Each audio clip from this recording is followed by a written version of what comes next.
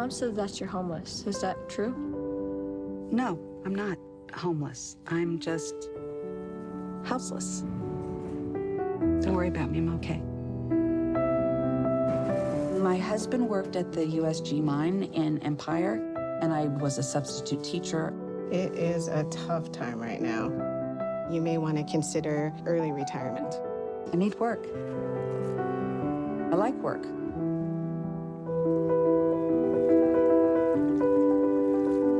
What did you name your van? Vanguard. Oh, that is very strong. She is. You're my sister. When you were growing up, you were eccentric to other people.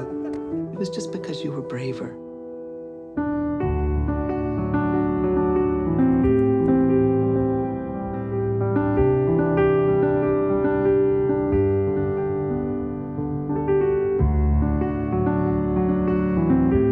One of the things I love most about this life, there's no final goodbye.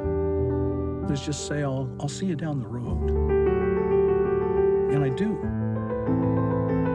I see them again.